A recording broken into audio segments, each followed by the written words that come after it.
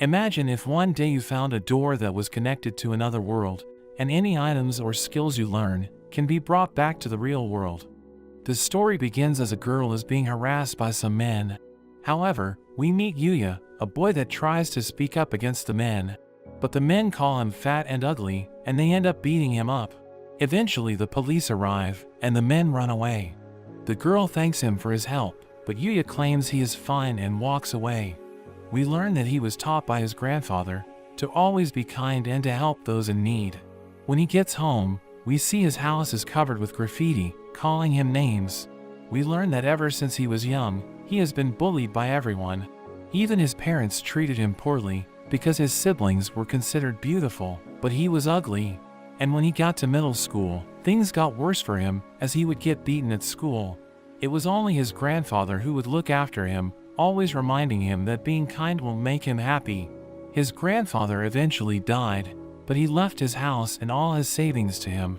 His parents tried to contest the will, but in the end Yuya was given everything, but his parents completely abandoned him, so he lives alone and has to work part-time every day. At school, Yuya is graduating from middle school, but in his yearbook, there are only mean comments about him. As he tries to leave, he gets stopped by his bullies. They remind him that even though he is graduating, he is still their errand boy. Yuya says he needs to get to his job, but the bullies beat him up, and we see his brother and sister just watching from a distance. When he finally gets to his job, his boss is fed up with him being late and tells him not to come back. At home, Yuya has a depressing meal, and as he looks at himself in the mirror, he throws a tantrum and smashes the mirror, thinking nothing will change even after his graduation. He punches the wall, and it suddenly opens a hidden room. There are a bunch of strange items in the room, and Yuya thinks they must be his grandfather's souvenirs from traveling. He finds a peculiar door, and when he opens it, it leads to a strange room. He gets scared as a notification appears. As he reads it, he learns that the door is connected to another world. There are a number of notifications that tell him about various functions that are available to him, like the ability to store items, and he can control who can use the door. Although he is confused by the functions, he thinks the system is like a game, so he decides to check his status. But when he sees it, he is devastated to find all his stats are so low. He looks around the room, and when he looks outside, he finds that it really is another world. He finds a note on the table, although he can't read it at first. He has a language skill which helps him to understand it. He learns that the owner of the house was a great sage, but he is about to die, so he left it so that whoever finds it will become its new owner, including all of its contents. The house is protected by magic, so no one is able to break in beside the owner. He finds a bunch of weapons inside, but as he examines them, he finds them to be exceptional items and extremely dangerous. He has a look outside and tries swinging his sword around. He falls over, but he manages to learn a basic sword skill.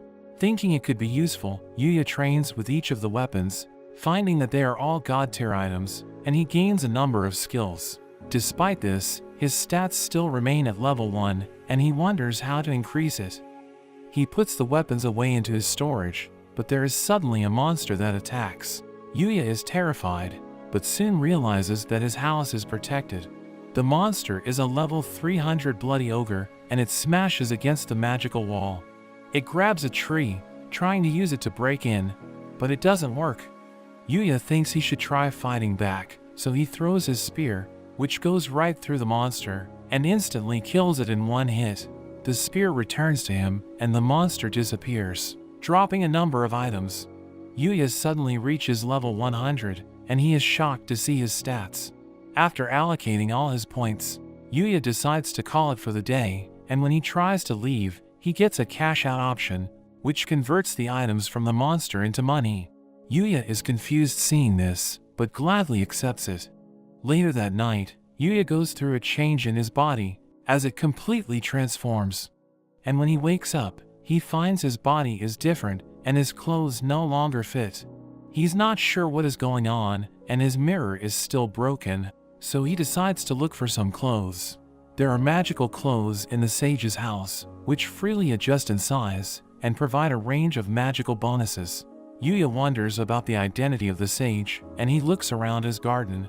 He is suddenly attacked by a level 200 slime monster, but this time, Yuya calmly brings out his spear and easily destroys the monster. It drops some coffee slime and even a rare necklace, which has the ability to restore his magic power. He levels up again, gaining a presence detection skill, and he is already at level 150. He tries some of the coffee slime, and it's actually quite good. He decides to use some of the money he has made to buy a new uniform, ordering it to be ready for the start of high school. After that, he spent every day in the other world, and he starts to enjoy himself, even forgetting his depression. He would train and learn as much as possible about the other world. An elite goblin attacks his house, but Yuya has become completely different, skillfully fighting against it, and even using a skill to destroy the goblin. Time flies and the start of high school arrives, and everyone is immediately drawn by him. Even his siblings seem to be in awe. In class, he is approached by his bullies, but they don't recognize him, thinking he is a transfer student. When he tells them he is Yuya, everyone is shocked, and they don't believe him. When he goes to the bathroom, he is completely shocked to see himself for the first time since his transformation. After class, he is approached by his brother and sister, wondering what he did to change so drastically, calling him a loser, but there is suddenly a limo that stops, and the girl he saved is looking for him. He wonders who she is, and she reminds him how he saved her, and Yuya wonders how she knows his name. She admits she looked into him because she wanted to thank him, and she introduces herself as Kaori. She wonders if he would like to join the Osei Academy, and Yuya recognizes it as an academy for the super elite. We learn that Kaori is on the student council, and her father is the chairman of the academy. Yuya is flattered by the offer, but thinks he isn't smart enough to join such an academy. His brother interrupts, asking to join the academy, and saying that they are superior to Yuya in both academics and sports. But Kaori refuses, because they are insulting Yuya when he is her hero, and she reveals that she has already looked into them and knows all about their nefarious behavior against Yuya. She goes on to tell Yuya that their academy emphasizes personality rather than just academics, so it would be no problem for him to enroll. Her attendant suggests showing him the academy, so she pulls him away, and they head off, while his siblings can't believe what happened. They arrive at the academy, and it's a famous school filled with students that excel. He meets with the chairman Tsukasa, who thanks him for saving his daughter. Yuya says it wasn't a big deal, but Kaori says he was the only one that helped her. Tsukasa invites him to join the school, even offering to pay his tuition as thanks for helping his daughter. But Yuya is hesitant, thinking he won't fit in, because only geniuses are normally accepted. Tsukasa says that geniuses are just normal people that have found the right way to work hard and use less time, but Yuya thinks they are gifted with talent. Tsukasa tells him that everyone has their own talents, and through challenges and having fun, he will eventually learn what his talents are, saying that he is still young. He suggests Yuya to try out the school for a day. A teacher named Sawada enters, and Tsukasa introduces her as a renowned scientist, but her classes are popular and easy to understand. Yuya prepares for his first class, and worries he isn't over his head, but he thinks that things couldn't be worse than at his normal school. He gets called in, and he introduces himself, but all the students appear stunned. He worries about what they think of him, but they are all actually stunned by how handsome he looks. He takes a seat at the back, and he shares a book with the girl next to him, but she is a bit cold toward him, and he worries that she already hates him. Kaori wonders if Yuya will fit in his class, and as the class goes on, he actually finds the class pretty normal, except the students are much more active and engaged. During their break, a bunch of students try to get to know him, asking questions like if he is an idol and if he has a girlfriend. A student named Rio stops them from harassing him, and he takes Yuya to the cafeteria to get some lunch. Yuya is amazed seeing the menu, and it's all free, so Yuya thinks it's like a dream.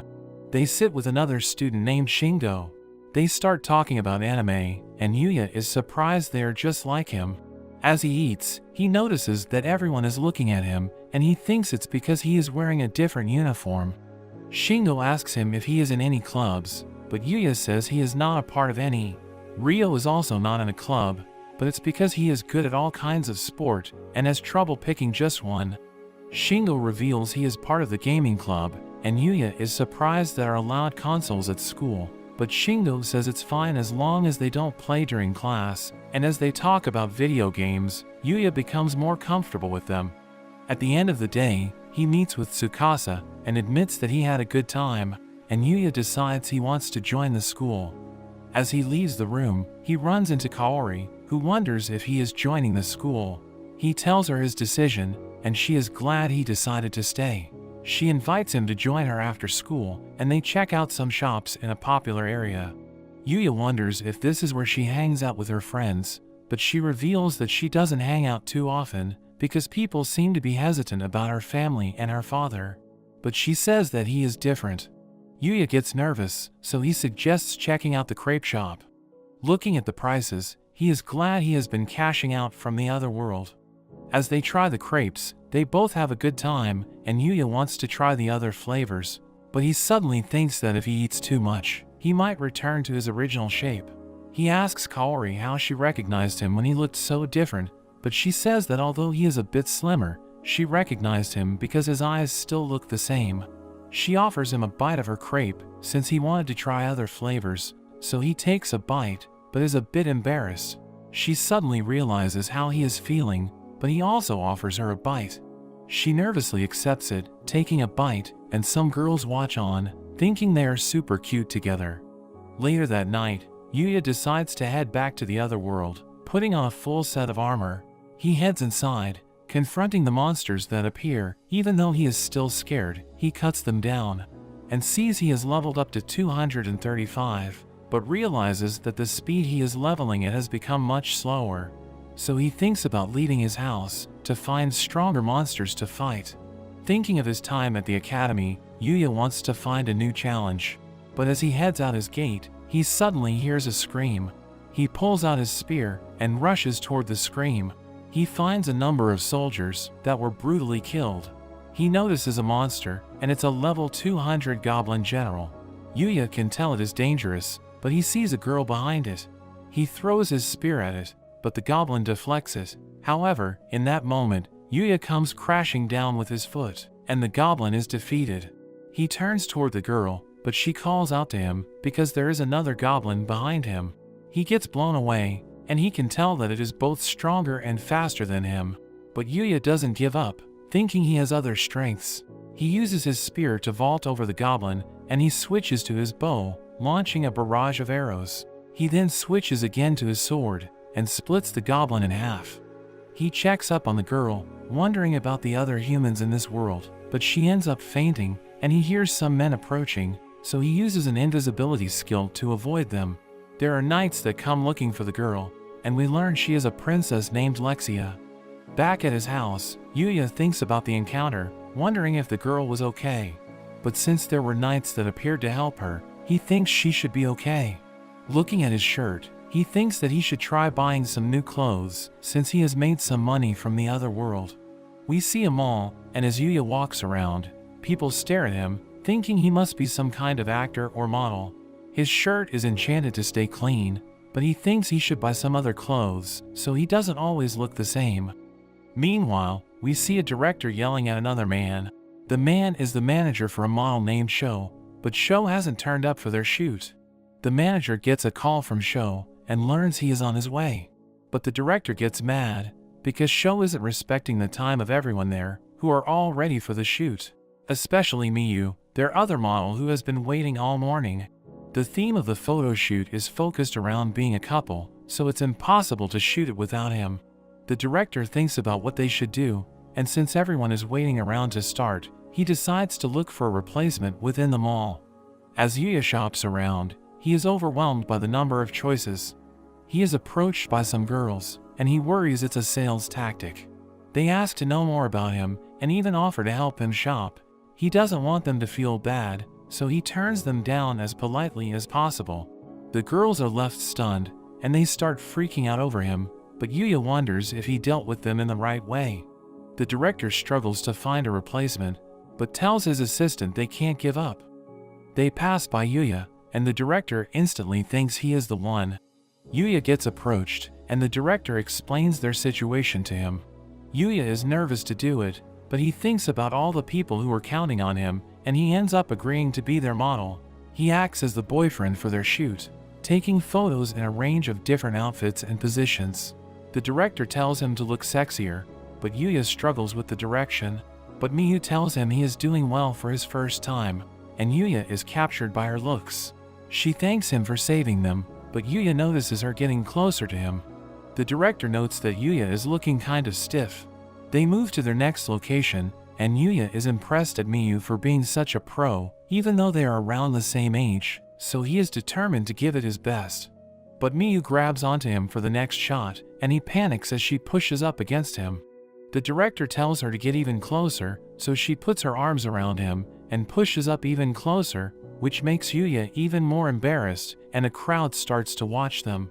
Meanwhile, in the other world, we see Princess Lexia as she thinks about how she was saved. She decides to head out, and her knight wonders where she is going. She says she is heading back to the Dark Forest to find the person who saved her, but her knight says it's impossible for someone to be living out in that forest. But Lexia insists she was saved by someone and must thank the person who saved her. Her knight warns her of the dangers of going back, but she tells them they are all going to join her this time, and they wonder who she inherited such reckless behavior from.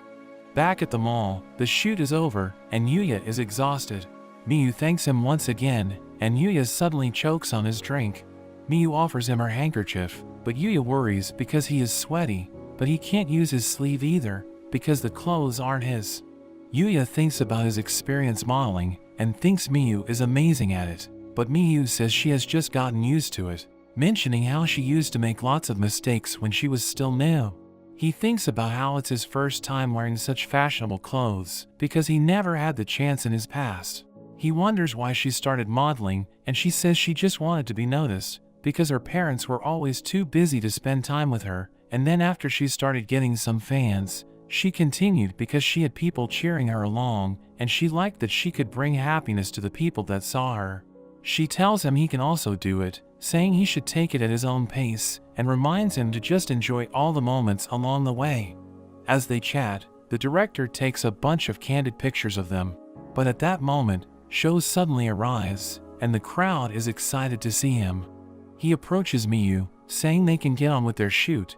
He pushes her up against the wall, wanting to ask her out for drinks, but Yuya can see she is uncomfortable. He interrupts them, and Sho wonders who he is. Sho tries to punch him, but Yuya throws him away. Everyone is shocked, and Yuya thinks about how slow the punch felt. He worries about causing a scene, thinking he will be in trouble for beating up such a good-looking guy, but the crowd cheers for him, thinking he is so cool. Sho wonders how he lost, even though he does boxing. The director tells him to leave, because they caught everything in 4K. Sho runs off, and Miyu thanks him for his help, revealing that Sho has been following her around, and she didn't know what to do about it. But the director says that Sho's behavior has always been bad, and with this, he is unlikely to work again. He wonders if Yuya is interested in doing more modeling. Yuya thanks him for giving him the opportunity to work with so many professionals, but he thinks he isn't good enough to do the job properly, so he ultimately turns them down. The director respects his decision, and they end up giving him all the clothes from the shoot as thanks for his help, because they weren't able to pay him since he is just an amateur. Yuya thinks having the experience was enough, but the director says it's only natural to be compensated for work, especially since he was the one who saved them, so Yuya accepts it. Miyu hopes to work with him again in the future, and they wish him good luck. In their car afterwards, the director thinks it's a shame that Yuya didn't want to continue, knowing he would have been a star. Looking back at the photos, Miyu thinks about how different Yuya was, and the director can see her turning red, so he teases her about having a thing for him. Yuya organizes his wardrobe, packing all of his new clothes, and we see that his photo has gotten around. The agencies wonder who he could be, and we see a woman who is desperate to sign him, ordering her associate to find him before any other agencies get to him. Seeing how he was able to stand up next to Miyu when he is just an amateur, she is determined not to let him get away. Meanwhile, in the other world, we see Lexia's knights fighting against some goblins. The knights are struggling, and there is suddenly a goblin that appears behind her, but the goblin is defeated, as Yuya makes his appearance. They are shocked to see him, and Yuya effortlessly slays the goblins. Lexia is glad to see he is real, and Yuya finishes off the goblins. He treats one of the knights, and Lexia approaches him, saying she came to the dark forest because she had something to tell him. Yuya wonders what she wants, and she suddenly asks if he will marry her, causing them all to be shocked. Her knight wonders what she is thinking, reminding her of her position as a princess, saying they know nothing about Yuya, but Lexia insists it's love at first sight. The two start arguing, but Yuya interrupts, saying it's dangerous in the forest, so he invites them back to his house, which is a surprise for them, to learn he actually lives in the forest. They are amazed to see his house, and the knight introduces himself as Owen, the captain of the Arzelia Knights, and he introduces Lexia as the first princess of Arzelia, mentioning that she is second in line for the throne. She thanks him for saving them once again, and Yuya starts to worry about his behavior after learning she is a princess. But they tell him not to worry, since it's not an official visit, and he is their savior. Yuya introduces himself, but they find his name strange, and think he could be from another country. Lexia fantasizes about him being royalty from another country, but Owen worries about other possibilities. Owen reveals that they were there to look for him, because the first time he saved Lexia, she didn't get the chance to thank him. She says she has been thinking about him ever since that day, saying that it's the first time she has ever felt that way, and she asks him to marry her once again. Yuya is overwhelmed, and thinks the proposal is just too sudden, making the princess think that love can't be so simple. Thinking about every romance novel she has read, love needs to come with obstacles, and it would be boring if things went so smoothly. So she asks to start out as his friend. Yuya gets nervous, thinking about his past experiences, but agrees to be her friend. Owen mentions there is one other reason they are there, and that is the king would like him to visit the royal palace, so that he can also offer his gratitude in person. Yuya is hesitant, but Owen says it's a royal command, and he can't leave until Yuya agrees. So Yuya has no choice but to accept the invitation. Owen mentions that it will take about 5 days including travel, but Yuya thinks it would interrupt starting at his new school, so he asks to delay the meeting, but Owen says that they are happy to wait for him whenever he decides to go. They take their leave, and Lexia tells him to prepare himself, because she plans to win his heart the next time they meet. Somewhere in the royal capital, we see a man reporting about their failed attempt on Lexia's life. We see a masked man, and we learn that he had sent assassins after Lexia, but they ended up in the dark forest, and the assassins were taken out by monsters. But the masked man wonders how Lexia managed to return unharmed, and warns his man not to fail him again. He takes off his mask, revealing a disfigured face, and we learn he is part of the royal family, as he swears to get his revenge on Lexia. Back at Yuya's house, he marks his calendar for when he plans to see the king. He puts on his new uniform and leaves to start his first day at the academy. Everyone stares at him as he walks, thinking he must be some kind of famous model. When he arrives, the director greets him, but apologizes because he doesn't have time to talk, but tells Yuya to remember to just enjoy himself at the school. Yuya is introduced to the class as an official student, and we see Ryo and Shingo who are happy to see him. We cut to a soccer game, and we meet a student named Roy. He scores a goal, and all the girls cheer for him. Yuya watches from the sidelines, impressed at his skill, and he is approached by a girl named Kaide. She wonders why he doesn't join the game, but Yuya says he doesn't have his gym clothes yet. We see Roy as he goes up against the opposing team himself, but he tricks them, passing the ball to his teammate Akira. Akira rushes at the goal, preparing to use his special move, but he messes up and kicks it straight at Kaide. However, Yuya manages to stop it and even scores a goal in the process. Everyone is shocked, wondering how he moves so quickly. He checks to see if Kaide is okay, but she is left stunned by his riz. Akira comes rushing over to apologize, swearing to become her servant, but Kaide says she is okay and turns him down. Ryo vouches for Akira, saying he is just a bit quirky, and Akira thanks him for saving the both of them. Later on, we see Kaori as she goes to get changed for gym class. All the girls are talking about Yuya, thinking he is like a prince. Kaide tells her about everything that happened, and the girls think he must have a girlfriend since he is so cool. but Kaori and Kaide both insist that nothing has been confirmed.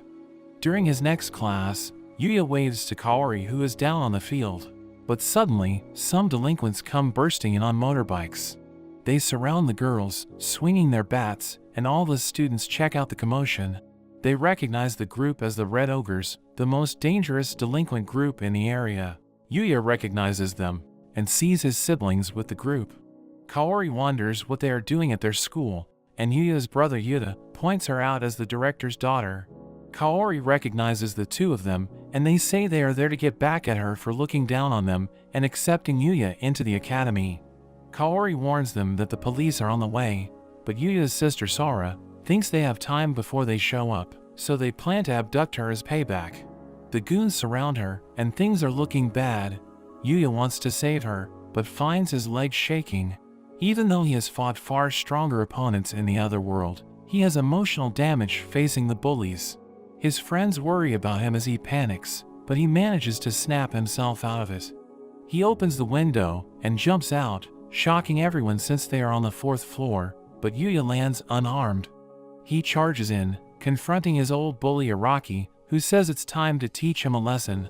He sends his boys at Yuya, but he easily dodges all their attacks and disarms them all in an instant. Araki tries to attack, but Yuya runs right past him, focusing on saving Kaori. But he is stopped by an enormous guy named Amori. The guy charges at him, but Yuya doesn't even budge, and he throws him to the side. Yuya gets to Kaori, checking to see if she is okay, but the boss of the gang charges at Yuya. Yuya manages to dodge, but the boss attacks with his bike. Yuya jumps out of the way, and the guy ends up losing control and crashing his bike. The boss is knocked out, and the police arrive. All the delinquents are arrested, and the students are told to get back to their classes. Yuya makes sure Kaori is okay, and she suddenly becomes weak, but Yuya catches her, and they share a moment. Meanwhile, Yuya thinks that the Red Ogres were useless, but he suddenly gets choked by the boss, who blames him for their situation. Sora begs for him, but she just gets kicked away, and Yuya continues to be choked. But Yuya gets in the way, breaking them up, and Yuya thanks him. The boss charges at him, but Yuya just stares him down.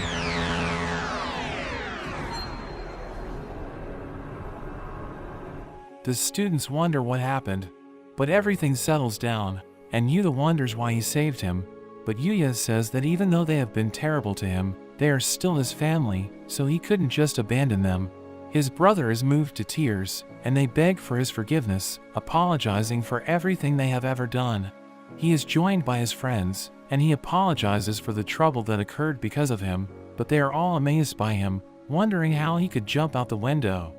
Yuya goes to do some exploring in the other world, but remembers a warning from Owen, telling him that the Dark Forest is considered the most dangerous region in the lands, with monsters so strong that they would easily be able to destroy a city, so Yuya wonders about the sage who used to own the house. He explores deeper into the forest, looking for stronger monsters to face, when he suddenly hears a cry, and sees a puppy being attacked by an orc. The puppy glows with a dark energy, but it's too weak to fight. Yuya watches from a distance, and sees that the orc is a level 600 orc king, with over 20,000 attack. Yuya thinks he doesn't stand a chance, so he gives up on saving it, but the orc continues beating the dog, stomping on its body. Yuya can't bring himself to just leave it, thinking about what his grandfather would do. So he decides to help, thinking he might be able to just distract the orc. He charges at it, but actually took it out with a single shot, and he starts to get embarrassed after taking so long to work up the courage, only to have things end so easily. But he thinks back to the ogre he defeated when he was still at level 1, and he starts to wonder about the sage who created such insane weapons. He checks on the dog, but it growls at him. He offers it a potion, but it ends up passing out. He quickly treats the dog, and it starts to take a liking to him. He tries talking to it, and he learns that it's all alone with nowhere to go, so he offers to take it in. The dog happily agrees, and Yuya suddenly gets the taming skill, making the dog his new companion. He checks out its stats, and finds that it's actually a level 500 Black Fenrir, and he is impressed by its stats. He thinks about giving it a name, and looking at its black fur, he decides to call it Knight, who happily jumps onto him. They head back to his house, and he checks out the items dropped by the Orc King. There's an S-ranked magic stone and the sword and armor used by the Orc King. But the gear can't be used by humans, but it's possible for them to be reforged. There's also a rare brush, which has the ability to stimulate hair growth, but he uses it to brush Knight. He checks out his own stats, and finds he is still at level 235. He finds it strange he didn't level up, even after defeating a level 600 monster, but he thinks he will work out the leveling system eventually. Back in the real world, he leaves Knight in his house as he goes to school. He asks his friends if there are any pet shops around, revealing that he just adopted a dog. Kaide gets excited hearing this, asking to see pictures, but Yuya gets nervous with her getting so close. She apologizes, and Yuya says he doesn't have any pictures, because he doesn't even have a smartphone. His friends find him a bit weird for this, but he just says he never really needed one. They tell him about the nearby pet shop, but they say they aren't free to go with him after school. But Kaide offers to take him. Yuya thanks her for helping, but she starts thinking it could be like a date, but she tells him not to worry about it. When he gets home, Knight rushes to him, and Yuya shows him the different items that Kaide helped him pick out from the shop. He gives Knight his new collar, and he decides they should go for a walk. They go to the park, but everyone stares at him, thinking he looks so cool and that Knight is so cute. He ends up running into Kaori, and he introduces Knight to her. She starts petting him and finds him adorable, while the onlookers think they are a perfect couple. Kaori asks him about Knight's breed, but he pretends he doesn't know, since he can't say it's a Fenrir. But Kaori can tell he is super smart and happy that Yuya adopted him. A girl calls out to Yuya, and it turns out to be Miyu, the model he worked with. It turns out she also lives around the area and comes to the park to walk. Yuya introduces the girls, and the people are amazed to see him with another beautiful girl. They start to draw even more attention, as people start to recognize Miyu. Not wanting to cause a scene, Miyu decides to leave, but looks forward to running into him again. After she leaves, Kaori wonders if Miyu is his girlfriend, but Yuya is shocked, saying that he has only met her once before, and that she would be too good for him, but Kaori doesn't agree with him. A woman suddenly screams, as a man runs away with her purse. Kaori wonders what they should do, and Yuya tells Knight to go after the man. They check up on the old lady, and Knight soon returns, dragging the man back. Yuya tells Kaori to call the police, but the man gets free, charging at Kaori to stop her. But Yuya gets in the way, easily disarming and restraining him. The crowd cheers for him, thinking he is so cool, and Kaori thanks him for saving her once again. They hand the man over to the police, and Yuya heads home. Yuya continues exploring deeper into the dark forest. Together with Knight, they encounter countless monsters. They come across another Orc King, but this time, Knight shows off his skills, biting its neck and taking it out all by himself. As they continue, they come across a crystal deer, which is at level 630. Yuya observes it while invisible, and sees that it has an impressive magic stat. He wonders how he should approach it, but it suddenly detects him, even through his invisibility, so he has no time to think. It charges at them, so the two split up. Knight tries to attack, but the deer uses magic, creating an explosion to defend itself. It charges up another attack, firing a blast of water at Yuya, but he manages to dodge it. Yuya thinks they need to work together, so he tells Knight to create an opening for him. Knight jumps around the deer with its speed, but the deer retaliates with its magic, causing countless explosions in the area. But Knight manages to land a hit, and Yuya takes the chance to finish it off. He checks out the item drops, and there is a box that catches his attention. As he examines it, it turns out to be a portable bath set that automatically stays clean and even has a privacy feature to stop people from looking in. He is amazed to find such an item and decides to try it out, finding that there are multiple settings he can choose from. It's too dangerous to use it in the middle of the forest, so he decides to return to his house for the night and has a relaxing bath with Knight. The next day, they fight against a needle roller, which has exceptional speed.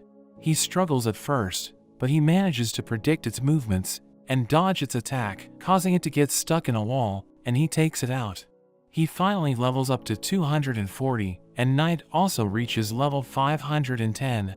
The wall suddenly cracks, where the monster had crashed into it, and a cave is revealed, so they decide to check it out. Yuya scans for enemies, but there are no signs of any monsters. The cave suddenly lights up as they reach a larger room. As they look around, Yuya is shocked to find a body, but Knight points out a book on the floor.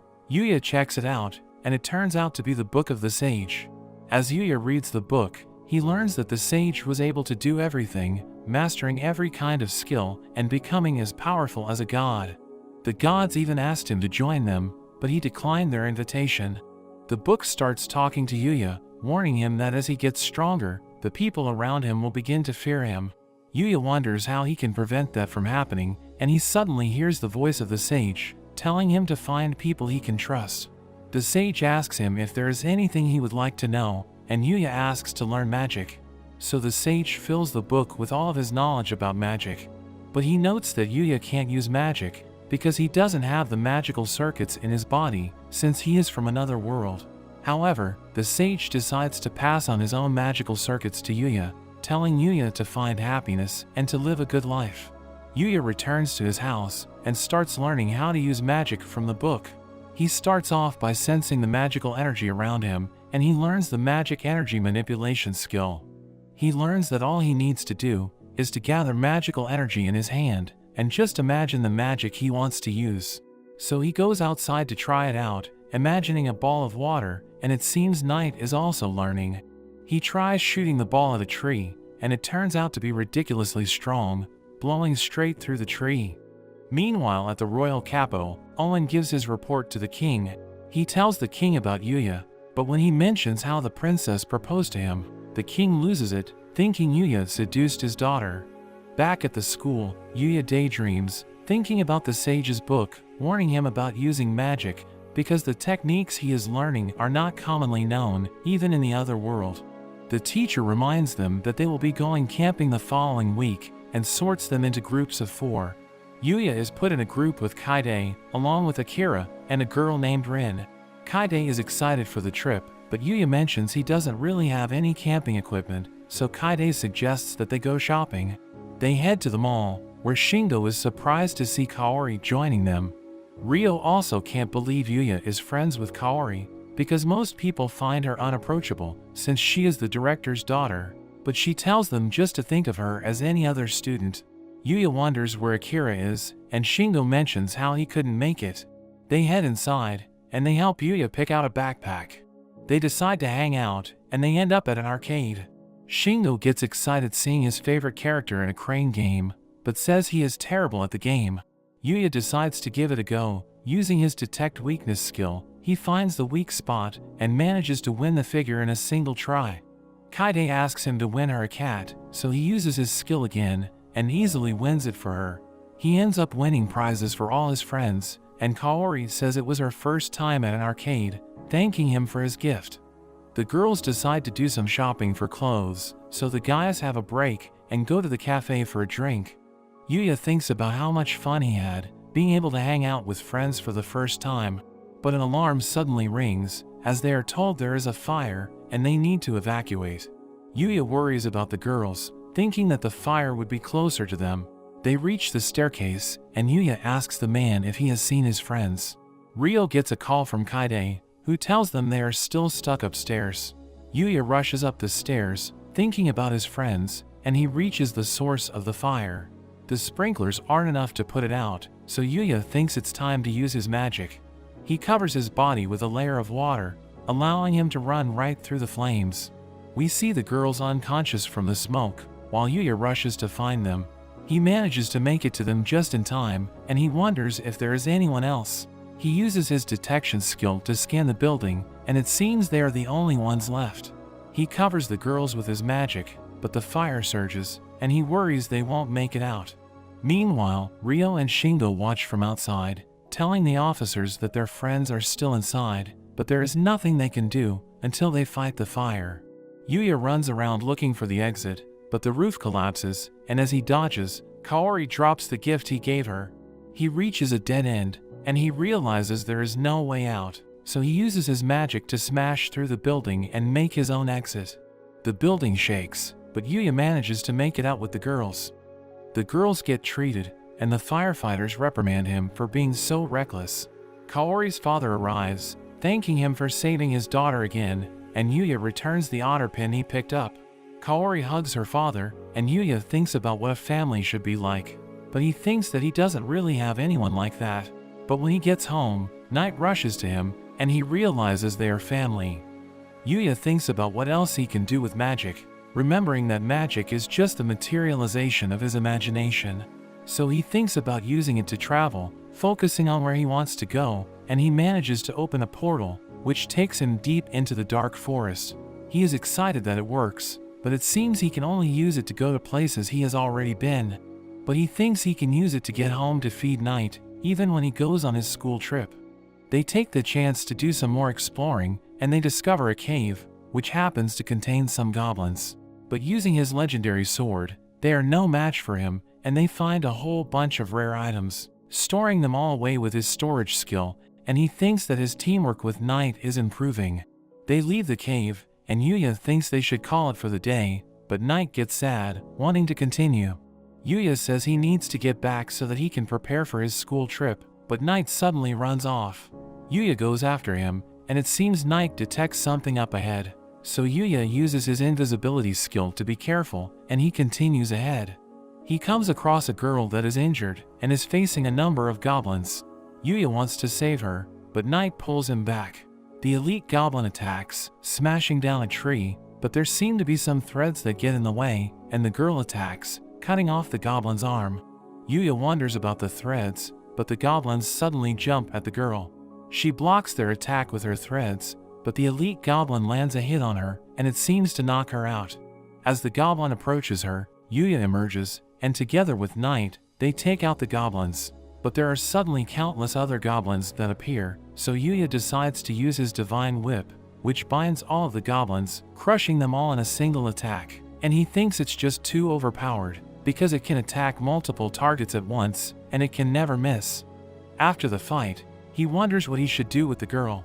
He thinks about taking her back to his house, but it seems Night thinks it's a bad idea. He doesn't want to just leave the girl, but she suddenly wakes up, surprised she is being carried, and she ends up falling to the ground. Yuya offers her his healing juice, and it's able to instantly heal all of her injuries. The girl is surprised how effective it was, and wonders who he is. So Yuya introduces himself, as well as Night, but Night is hostile towards her, and Yuya wonders why. We learn that the girl's name is Luna, and she says she was training in the forest, but she was surprised by the elite goblin and ended up getting into trouble. She wonders what happened to them, but Yuya tells her that he took them out. She asks what he is doing in the forest, and he ends up saying that he was also training. But the girl is surprised to hear this for some reason. Since Yuya was the one who carried her to safety, Luna apologizes to him for being so filthy and covered with sweat, but Yuya says it's okay. She wonders if there is a river nearby where she can rinse off, but Yuya brings out his bath. He keeps watch outside, and Luna can't believe he has such a rare item. Yuya mentions how he got it from a crystal deer, and Luna is impressed he could defeat such a monster. Yuya thinks it's normal for the dark forest, but Luna reveals she is actually there on a client's request, although Yuya doesn't hear this. Luna asks him to accompany her with her training. Since they are both training in the forest, she wants to train with him. Yuya feels bad about leaving her to train alone, so he ends up agreeing to join her. After that, we see them training together, as Yuya helps her practice, but she also teaches him as well. They both manage to get stronger, and we see Luna as she takes out a goblin with her threads. Yuya compliments her for beating an elite, but she says she still has a long way to go, saying she needs to get even stronger so she can complete her mission. Yuya tells her he has to go, trying to explain that he has a school trip, but it doesn't really make sense to her, so he just apologizes, but she thanks him for all his help. After the last day of training, Yuya relaxes with a bath, but Luna suddenly joins him, wanting to share it with him. Yuya gets embarrassed, but Luna grabs onto him, telling him how much the time with him has meant to her, and saying that she will treasure it. She thanks him once again, offering to wash his back, but her towel suddenly drops, and Yuya becomes embarrassed. His class heads off on their school trip, and we see Yuya playing cards with his friends. Kaide thinks he looks tired, and Yuya admits he didn't get much sleep the previous night. Yuya wins the game, and they can't believe he just won 5 times in a row. But Yuya thinks the game should just be luck. Yuya decides to take a nap, and he thinks that he kept winning because he put a lot of points into his luck stat, thinking that the incident with Luna could have also been because of his luck. Yuya is woken up as they arrive at their destination. The students get changed, and their teacher explains that they have to go camping for 2 days and must find a way to survive off the land, telling them that there are fish in the river and plants that they could eat. Kaide worries that the plants could be poisonous, but Sawada tells them the school doctor is on standby, although the students find her creepy because they always hear screams coming from her office. Akira thinks they could just go without food for a day, but Sawada says it's all a part of the lesson, mentioning that it's a competition between the classes. Yuya wonders if there is a reward for the winners, but Sawada reveals it affects her bonus, so she tells them to do their best, but the students are not impressed. The students are left in the forest, and Yuya wonders what they should do first. Akira thinks it will be easy to survive, but the other 3 just ignore him, thinking he is a fool. Rin suggests that Yuya and Kaide try fishing, while she and Akira look for some edible plants. We see that all the students are by the river, and Kaide thinks they were too slow. They see Ryo by the water, and he warns them that all the good spots are already gone. Kaide wonders if they should try something else, but Yuya uses his detection skill and manages to find another spot. There are lots of fish in the area, but Kaide thinks the water is too shallow, so their fishing pole won't be effective. But Yuya has another plan, and he gets into the water. He thinks that compared to the monsters in the dark forest, the fish are not as fast. He thinks about what he learned from Luna about how to predict a monster's behavior, and he manages to catch a fish with his hand. Kaide is impressed seeing this, and Yuya continues to catch all the fish. The other students think he is crazy, and Kaide thinks he has caught too many. Yuya admits he got carried away, and he thinks about thanking Luna for her advice. Meanwhile, in the dark part of a town, we see a shop filled with puppets. Luna uses her thread, cutting off all their heads, and she notes that her power has improved. She thinks about her time with Yuya, but we learn she is actually an assassin and has been killing ever since she was a child. But she finds Yuya different, wishing she could have met him sooner, so that her life might have turned out differently, but she knows she needs to forget about him, because she is the one known as the headhunter, and she prepares for her next target. Yuya and Kaide meet back up with Rin, showing her their haul, and she is surprised to hear Yuya caught all the fish with just his hands. Yuya wonders what happened to Akira, who is down on the ground, and he complains that Rin used him to test mushrooms to see if they were poisonous, and used him as a decoy to lure away bears. Yuya gets worried for him, checking his stats to see if he was poisoned, but is relieved to see he is okay. Rin and Akira show all the plants that they managed to gather, and Yuya appraises them all with his skill, getting rid of some poisonous mushrooms. They head over to the building to show their teacher what they managed to collect, and we see other students as they get their food checked to make sure there is nothing poisonous. Yuya runs into Kaori, who asks him how his team is going. They talk about how they are finding the experience, until Kaori is called by her team. Akira is surprised at how close he is with her, wishing he could be more like Yuya. The team shows their haul to Sawada, and she compliments them for being the first team to bring back such a large amount of safe-to-eat food. She gets excited thinking about her bonus, but mentions they are also going to be graded for their cooking. She asks who plans to cook, and everyone points at Yuya. Sawada encourages him to do his best, telling him her bonus relies on him, but Yuya thinks she shouldn't be so transparent about her motives. Yuya starts preparing the food. Thanks to his time living alone and cooking in the other world, he manages to prepare quite an impressive meal. The team digs in, and Yuya waits to see their reaction, but Sawada comes along after doing some drinking, and she is surprised to see the food they're eating. She tries some of the food as well, and Yuya gets nervous wondering how they like it, but they end up finding it amazing. Sawada says that even though their meals are prepared by first-rate chefs at the school, she finds his cooking even better, wondering how it's even possible. Yuya thinks how he only cooked for himself since he was alone, but is happy to see people enjoying his food. After the meal, Sawada asks if he would marry her, which surprises everyone. She reveals she can't cook or clean, because she was always focused on her research and she has never been in a relationship before. And after eating his food, she thinks he is a catch, asking him to marry her and take care of her. Everyone tells her it's a bad idea, and Kaide even says Yuya is no good.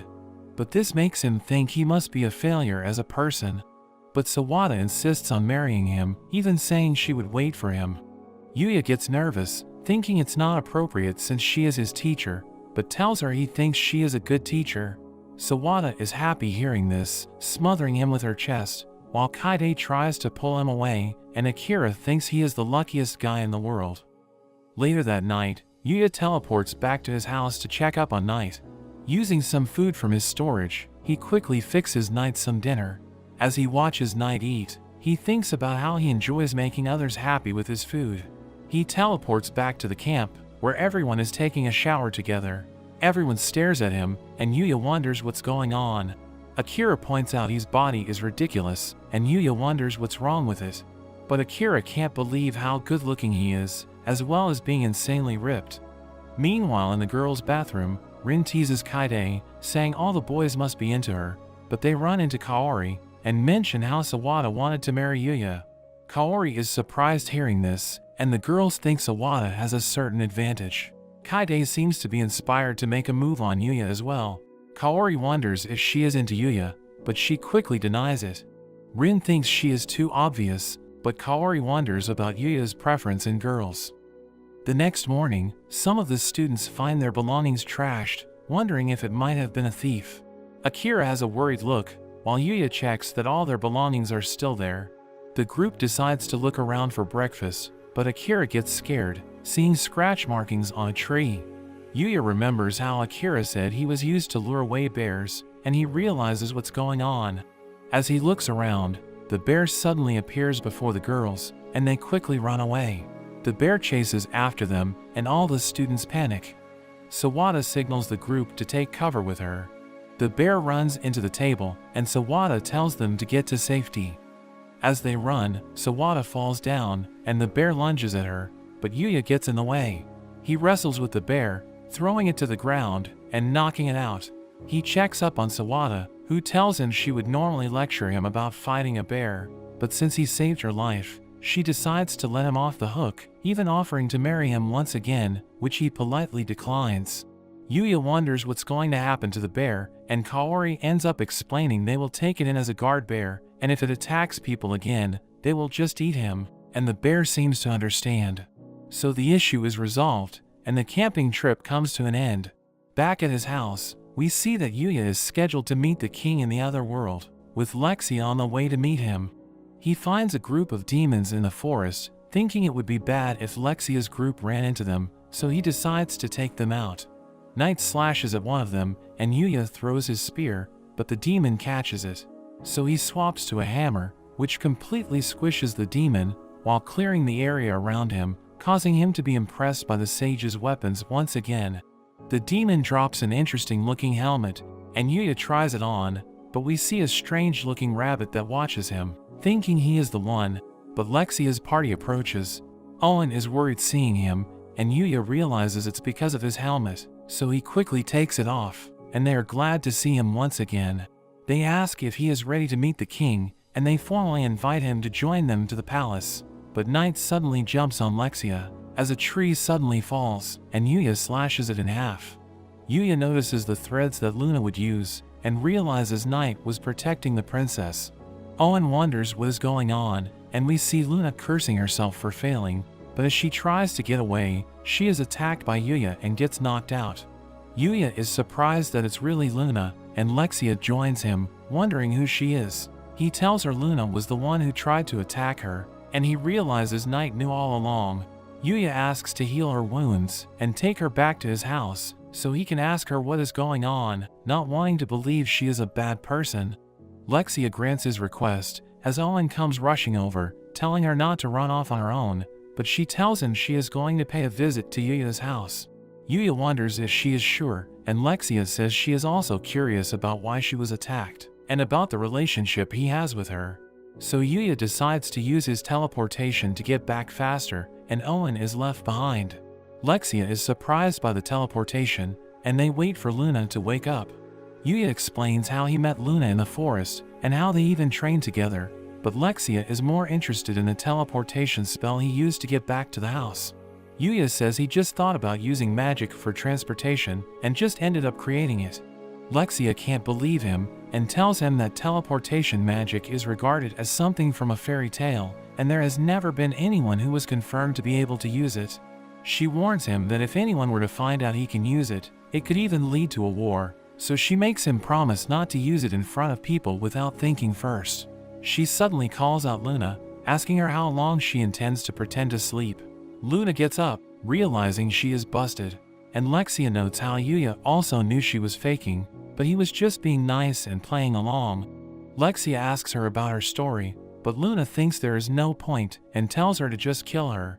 But Yuya asks about her story as well, so Luna explains how she was an orphan that scavenged just to survive, but she was eventually taken in by a man who taught her how to read and write, as well as the ways of assassination, and she eventually joined the Dark Guild.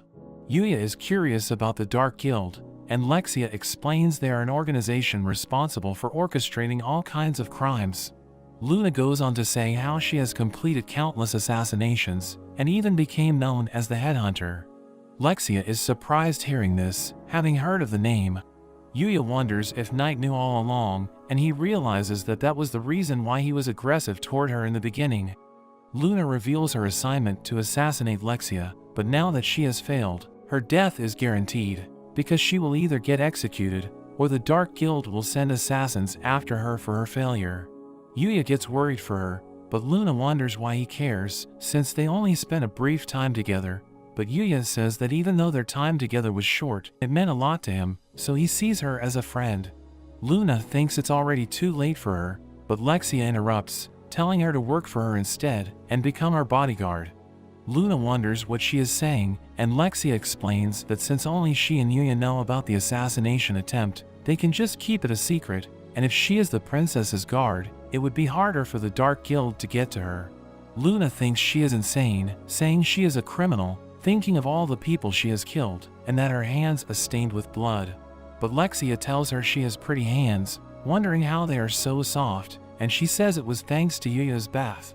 She continues to decline, but Lexia tells her off, saying that since she failed to kill her, she is the loser, and must now follow her orders, and Luna has no choice but to accept the job. Meanwhile, we see Owen as he and his soldiers are running away from goblins.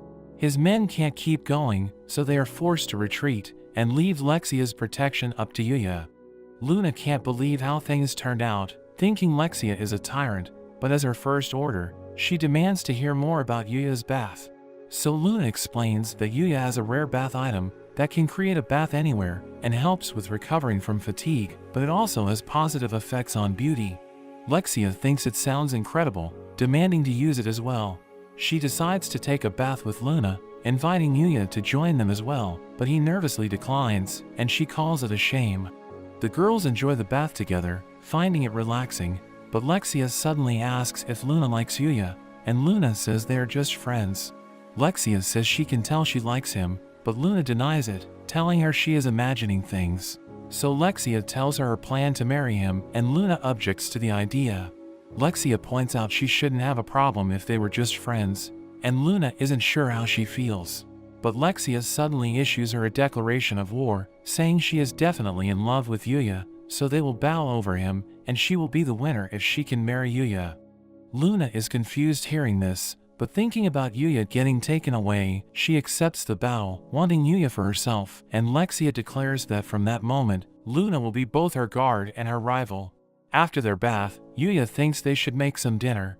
Lexia offers to cook, but she struggles trying to cut a single potato, even losing her knife, and almost causing an accident, so Yuya ends up cooking the meal instead.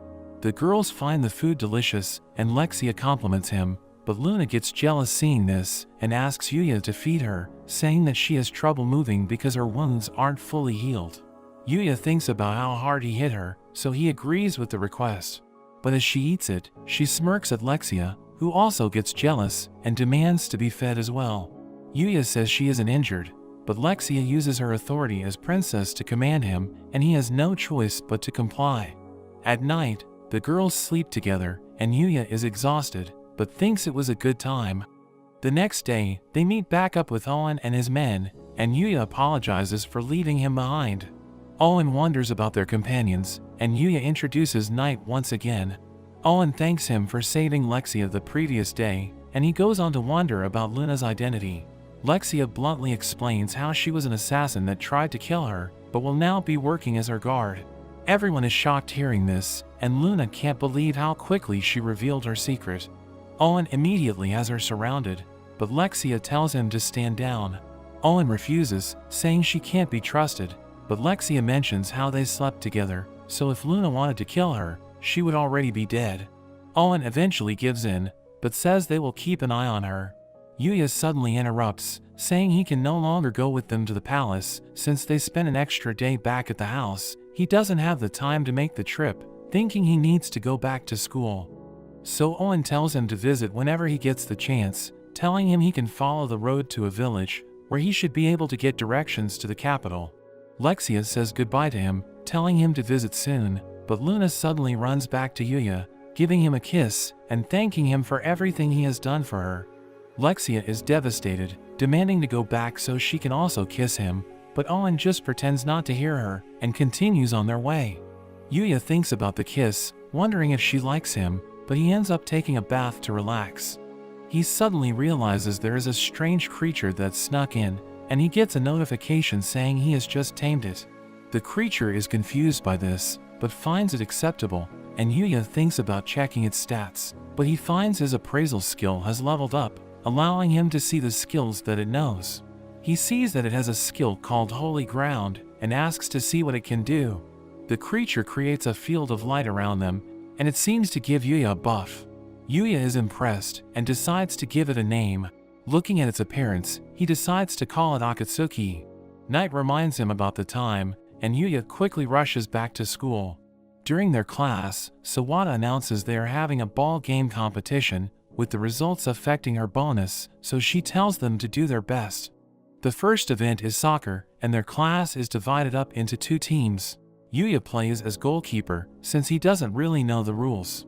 When the game begins, Ryo is a beast, taking on the opposing team by himself, and managing to score. Kaide is impressed, but Rin tells her they have a second secret weapon, telling her to jump. As she jumps up and down, all the guys are distracted, and Akira manages to steal the ball from Ryo. Akira has a morale boost, and Rin realizes her plan backfired. Akira gets past everyone, shooting his shot, but Yuya stops it in an instant, and everyone is shocked at his movement. He wonders what he should do with the ball, and Ryo tells him to just throw it as hard as he can. So Yuya gives it a go, and ends up throwing it straight into the other goal, wondering if he's scored a point. After school, Yuya gets approached by a modeling agency, inviting him to join the industry, but he quickly declines. The chief is shocked he isn't interested, but Yuya says he is already enjoying himself at the school. Miyu shows up trying to convince him as well, and his friends are shocked by how he knows the model. Yuya explains he just happened to work with her once, and they are shown the cover of an upcoming magazine where they are together. A poster for their sport competition suddenly lands near them, and Kaori comes chasing after it.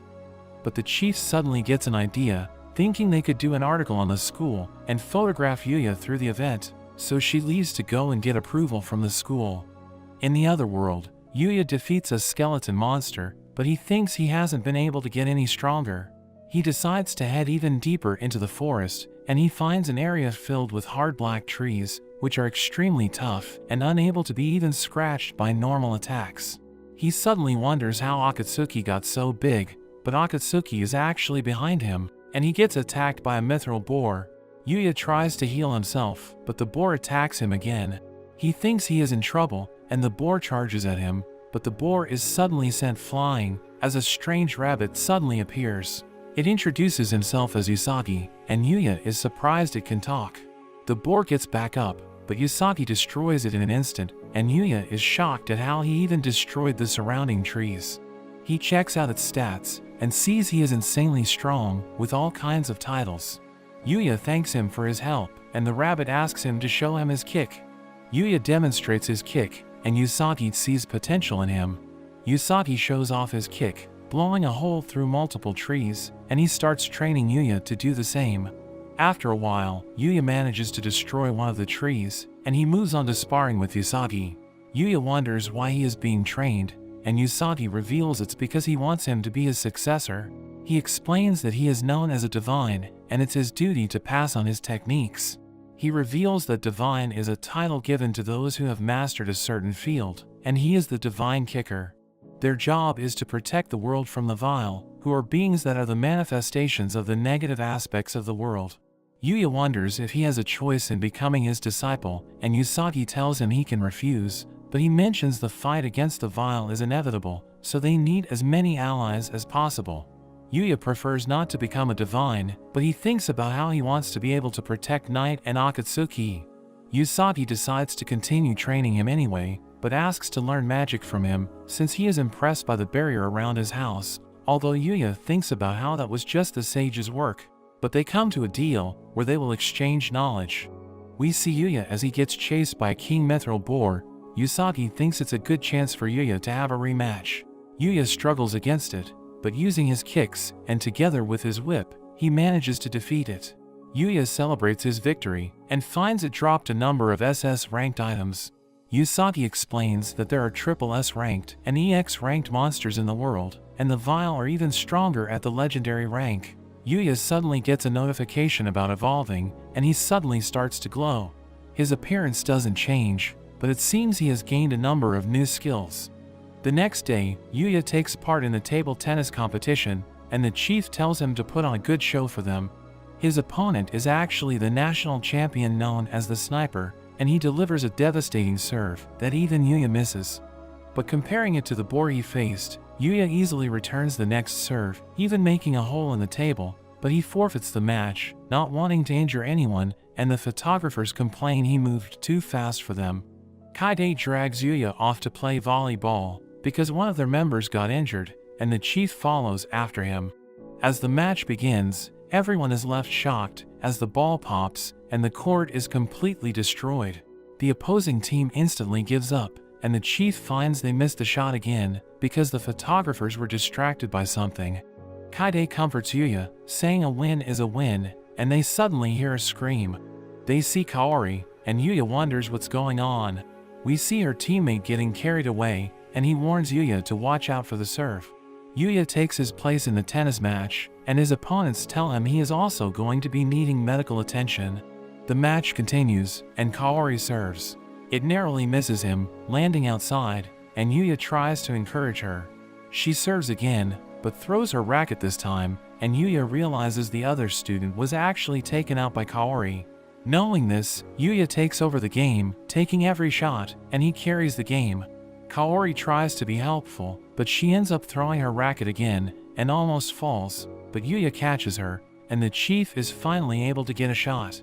At the end of the day, Kaori walks home with Yuya, thanking him for his help. She wants to treat him to some food, but Yuya says he is just happy being with her, so there is no need to thank him, but Kaori ends up kissing him instead. Meanwhile, we see Usagi as he fights against one of the vile. Usagi defends himself with magic, and the girl finds this surprising, because he shouldn't be able to use magic. He thanks Yuya for teaching him, and the girl reassesses her priorities, deciding Yuya is a greater threat, so she leaves to find him and deal with him first. The agency chief looks over their next issue, and she is happy with all the photos of Yuya. She thinks about how well the magazine will sell, but her subordinate worries the other agencies will all be after Yuya once they see it. However, the chief isn't worried, and she seems to have a plan to make sure Yuya won't be able to refuse joining their agency. Back at Yuya's house, Yuya and Kaori study together. Yuya thanks her for helping him with his math, but she says it's no problem, since he has also been teaching her English. But Yuya just thanks his language comprehension skill that makes English easy for him to understand. In a flashback, we see the two walking home together, and we learn their exams are coming up. Yuya is worried about how he will do, and Kaori is surprised there is something he isn't good at, so she was the one who suggested they could study together. She meets Akatsuki for the first time, and she finds both his pets cute as they sleep. She asks to use the restroom, but after she leaves, Yuya wonders if she will be able to find it. Kaori ends up in front of the door to the other world, and Yuya comes after her. Kaori says she felt like she was being called by the door, and Yuya gets nervous. He explains that the door connects to another world, and he tells her to try putting her hand through the door. Her hand is stopped by a barrier, and Yuya explains that only people he allows can get through. Kaori wonders what the other world is like, and Yuya explains it's a world of monsters and magic, showing off how he can use magic. Kaori is amazed, and Yuya explains it was all thanks to the other world, where he learned skills which allowed him to deal with the delinquents that attacked the school and save everyone from the fire in the department store. Kaori finds it unbelievable, and Yuya offers to show her around in the other world. He takes her hand, and the two cross over to the other world. Kaori is surprised to see there really is another world, and Yuya tells her that both Night and Akatsuki come from this world. He explains Night is a Fenrir, which is like a wolf, and Akatsuki is kind of like a pig, but Akatsuki gets offended hearing this. Kaori's status window suddenly appears, and Yuya explains that ability in this world is represented by stats. He is surprised to see her starting stats are much higher than when he started, remembering how he only had 1 point in every stat. He explains how he leveled up in this world, and how his appearance completely changed because of it, so he feels as though he cheated, and he wouldn't have been accepted by everyone otherwise. But Kaori changes the topic, asking to see more of the world. Yuya mentions that it's dangerous outside the barrier of his house, but agrees to show her more some other time. She makes him pinky promise, and Yuya asks her to keep his secret, making her feel as though they share a special bond, and she starts to feel closer to him. Meanwhile in the capital, Lexia returns to the palace, and the king wonders why Yuya is not with them. Owen explains their plans had to be changed, and the king wonders if it had something to do with Luna. Luna immediately admits she tried to assassinate Lexia, and the king grabs his sword, preparing to execute her. He lunges at her, but ends up stopping, and he acknowledges her skill, because she realized his sword has the ability to cut through anything that tries to stop it, so she stopped his arms instead. Lexia gets angry at her father, telling him it was her decision to take her as a guard, and says she will hate him if he hurt her. The king is devastated hearing this, and he ends up recognizing Luna as one of Lexia's guards. After that, the king asks Owen more about Luna, and he explains how she was known as the headhunter for the Dark Guild. The king wonders how things relate to Yuya, and Owen explains that Yuya was the one who caught Luna, and how he took Luna and Lexia back to his house. But hearing how Lexia stayed over in a man's house, he starts going on a rampage, thinking of how he wants to cut Yuya down. Owen tells him nothing happened, but the king says he can't be sure since he wasn't there. Meanwhile, we see the masked man that once tried to kill Lexia. We learn he is actually the first Prince Rhaegar, and his subordinate tells him about how a supporting noble hired Luna to assassinate Lexia, but it ended in failure because of Yuya, and she even turned into Lexia's guard. His subordinate also mentions how Yuya was invited to the palace, and this gives Rhaegar an idea. He gives the man his secret weapon, a magic sealing barrier, which can disable all magic within its area. It will make all the magic users that guard the king powerless, and then the only people they would need to deal with would be Owen and Luna. His man worries they will be exposed if the plan fails, but Rhaegar thinks they would be able to pin it on Yuya when he visits. Yuya gets an extra day off after the academy's competition, so he prepares to visit the capital. He does some farming, taking out a sheep monster, which drops a number of items, including a rare bedding item, that magically provides the best sleeping experience. Yuya heads to the nearby town, and he is surprised to see there are cat girls in this world. He heads to the guild, looking to trade, because he doesn't have any money in this world. The master finds his name strange, and doesn't recognize where he is from. Yuya explains he is just from a small island, and the master thinks he must be a noble based on his appearance. Yuya swears he's just a regular guy, but the master finds it hard to believe. The master wonders what he wants to sell, and becomes amazed when he sees Yuya's item box skill. Yuya takes out a bunch of peppers, and the master is instantly amazed by the glass. He examines the peppers, and finds it to be the highest quality he has ever seen, but Yuya thinks it was just average pepper from the local shop. The master offers to buy it all for 100 gold coins, and Yuya wonders if that is a lot, admitting he doesn't know the value of the currency in the kingdom. The master explains that an average family could live comfortably on 5 gold coins for a year, so 100 gold would be enough for a whole family to live for 20 years. The master also gives him a guild card that can be used for identification, and Yuya asks about how to get to the capital. The master tells him about the stagecoach that goes straight to the capital, and when he gets there, Yuya is amazed by just how many people there are. Akatsuki points over to the palace, and Yuya starts to get worried, thinking he will be out of place. He heads to the palace, and he is received by Owen. Owen tells him they are going straight to see the king, and Yuya panics, thinking he is not ready, but Owen tells him not to worry, because it's only an informal audience. We see Lexia and Luna waiting inside the chamber, and Yuya pays his respects to the king. The king instantly brings up how Lexia proposed to him, and he starts to lose it, thinking Yuya seduced his daughter, but Owen manages to calm him down. The king is not impressed, because Yuya didn't come with any gifts for Lexia, so Yuya quickly pulls out the bedding set he got from the sheep. Lexia is flattered seeing it, but it seems to make the king mad, who thinks he is trying to seduce his daughter right in front of him.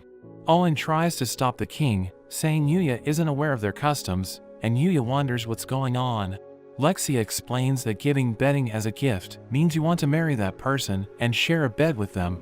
Yuya realizes he messed up, and the king prepares to cut him down, but they are suddenly attacked by assassins. The king orders his guards to fire, but one of the men activates the magic ceiling barrier, stopping the arrows. The assassins attack, but Yuya beats them up, and together with Knight, he easily takes them all out. Lexia hugs onto him and praises him, but Luna gets jealous and tries to pull her away, while the king glares at Yuya. Owen discovers a particular emblem on one of the assassins, and they realize the first Prince Rhaegar was the one who was behind the attack. News of the attack is spread among the guards, and it seems the king has since isolated himself in his room. Yuya thinks about what he should do, and we see Owen asked for his help to keep Lexia safe, so Yuya goes looking for Lexia, hesitating to enter her room, but Lexia suddenly comes out, and she suggests they should go around the capital since it's his first time there. Luna reminds her of her situation, but Lexia reasons if her brother were to send any more assassins, he would be giving up his own location. Luna agrees with her assessment, but she knows Lexia is really just trying to get outside.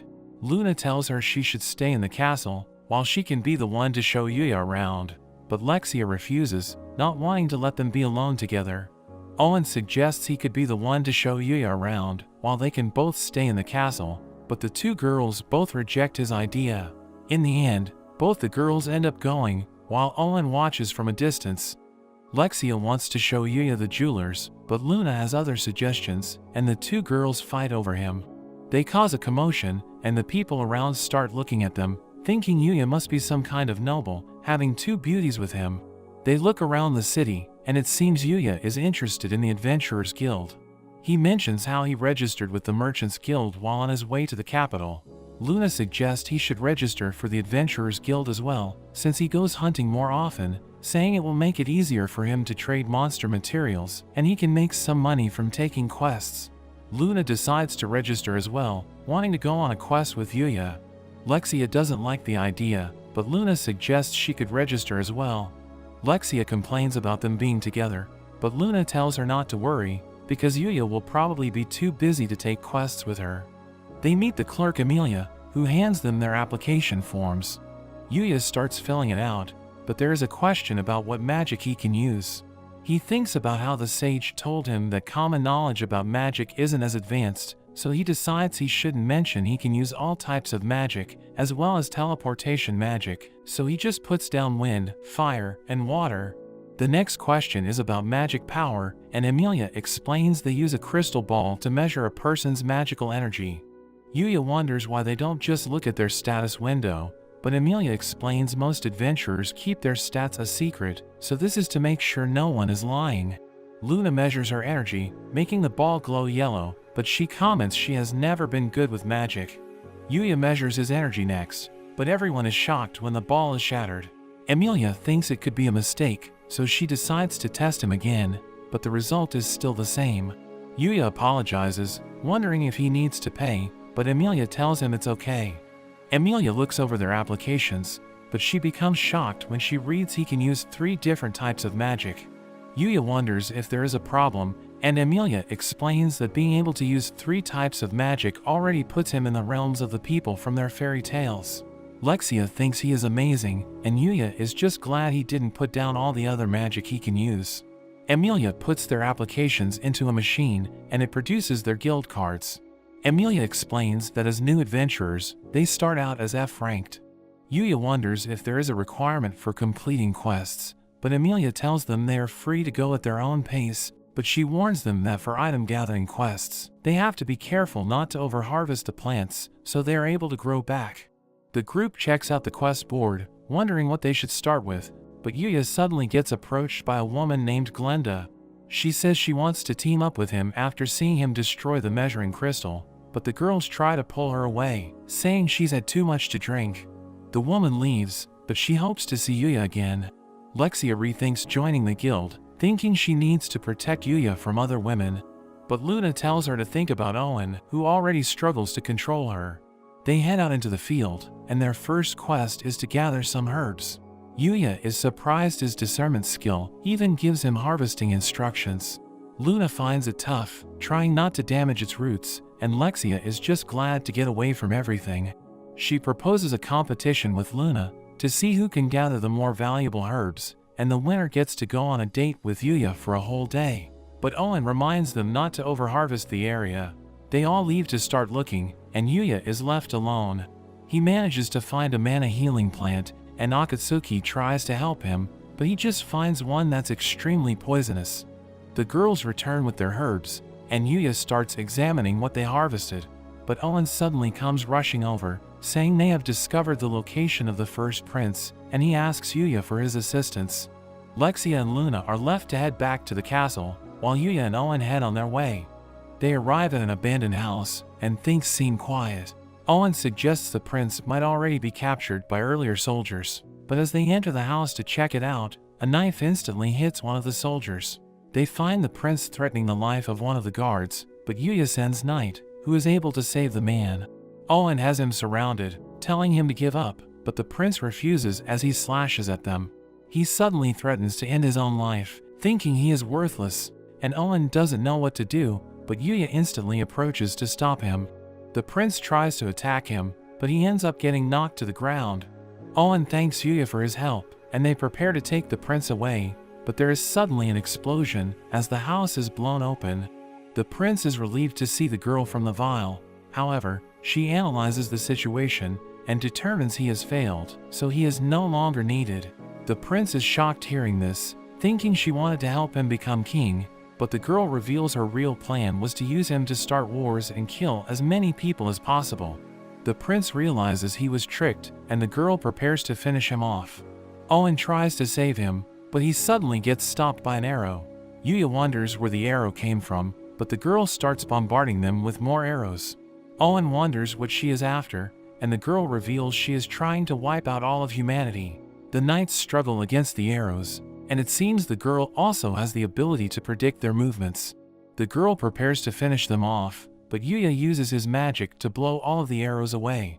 Owen thanks him for saving them, and the girl realizes that he is the Yuya that she is after. She wants to fight him, but she notes she has already used up too much of her power, so she decides to retreat for the time being. The prince is taken in, but Yuya is left wondering about the identity of the girl. Rhaegar is brought before the king, and the guards take off his mask and clothes, revealing his body which is covered in scars. Lexia finds it hard to look at him, and we learn she is actually responsible for his injuries, because she once lost control of her magic, and he ended up getting caught in it. He eventually went mad after being showered with Lexia's magical energy, and he developed an urge for destruction, and the only way to suppress the urge was to cause even more damage to his body. He blames the king for not helping him, and even isolating him from the public, because he was no longer fit to be the first prince. He was treated as if he didn't even exist, and Yuya seems to be able to relate. Rhaegar just wants his suffering to end, and he begs to be killed. Yuya suddenly interrupts, saying he might be able to help, and he takes out his healing juice. Rhaegar tries to resist at first, but his scars end up being completely healed. Everyone is shocked, and Rhaegar quickly looks in the mirror. He can't believe he is healed, and Yuya explains his juice is made from the cure-all herb. The king is shocked by this, because it is actually a legendary herb, and he thanks Yuya for using such a rare item to heal his son. but Yuya tells him not to worry, because he actually grows it in his garden. Rhaegar starts laughing, thinking that even though he is healed, he is still facing a death sentence. Lexia wonders what crimes he committed, and the king says he made multiple attempts on her life. Lexia says that since the crime is against her, she decides to just pardon him. The king says it's not that simple, saying Rhaegar also attacked him, but Lexia insists that he forgive Rhaegar as well, and the king ends up agreeing, so Rhaegar manages to avoid his sentence. After this, the king considers Yuya's reward. Lexia suggests her hand in marriage, and Luna also offers to marry him. But the king ends up giving him the title of Lord Knight, as well as giving him land and a mansion. Yuya heads to his room to rest for the night, and he instantly falls asleep. However, he dreams about fighting against the mysterious girl, but he is defeated and he suddenly wakes up. At school the next day, his friends ask him to hang out, but he rushes off after class, even running past Kaori. As he runs home, all he can think about is the mysterious girl. He heads back into the other world, training as hard as he can so he can be prepared for a fight against the Vile. Knight senses something, and they are suddenly attacked. The girl appears, and Yuya wonders why he is being attacked. The girl reveals she is after revenge, and he is someone who could get in the way of her plans. Meanwhile, we see Kaori visiting his house, wanting to study with him. His door is open, so she lets herself in, and she looks around the other world, hoping to find him, but she suddenly hears explosions in the distance. The girl launches her arrows at Yuya, but he charges at her, together with Knight, and he manages to land a kick on her, with Knight following up. The girl is impressed by him, thinking she needs to take him out before he can get any stronger. She starts shooting at him, and Yuya notices Kaori in the area. She freaks out, and Yuya tries to shield her, leading to an explosion. The girl prepares to finish him off, firing her strongest attack, but Usagi suddenly appears and stops the attack. He apologizes for being late, saying he was doing some investigating, and he has learned that the girl's name is Yuri. He also discovered she is actually the Divine Archer's disciple, and Yuri reveals her master was killed, so she is looking to get revenge for him. She claims Usagi only appears when it's too late, when her master always protected the humans, but he was eventually betrayed by them. Usagi says it's their job as divines to fight against the Vile, and he says that using their divine skills to destroy the world is against the covenant they have with the planet, but Yuri says she only inherited the divine skills from her master, but never took on the title as a divine, so she is not bound by the covenant. They continue to fight, and Yuya copies the move Usagi used to save him, creating an opening, and Usagi lands a kick on her. Yuri refuses to give up on her revenge, seeing humans as worthless, and she starts using the power of the Vile. She lets off a scream, and Yuya can barely hold his ground. She charges at Usagi, and the two exchange blows. Usagi takes a hit, and things are looking bad, but Akatsuki suddenly starts running over to the fight, activating his Holy Ground skill, and it takes away Yuri's power, giving Yuya the chance to knock her out. Usagi mentions that besides the divine, there are also holy beasts that stand against the Vile, and Akatsuki seems to be one of them. He says Yuri shouldn't be able to use her Vile powers again, so he decides to leave her to Yuya to handle. Kaori rushes over, but there is suddenly a monster behind her. Yuya takes it out with a single shot, and Kaori is in shock. Yuya explains that this is how his life is like in this world. He wonders if she is scared seeing him kill in front of her. He admits to leveling up in this world, thinking he is a cheater, and that she wouldn't like him otherwise, but she says that that's not true, saying he hasn't changed at all since the first time she was saved by him, saying he has always been kind, and that she has liked him ever since that first meeting. But that's where this series ends for now. Remember to like and subscribe to the channel. Thanks for watching, and I'll see you next time.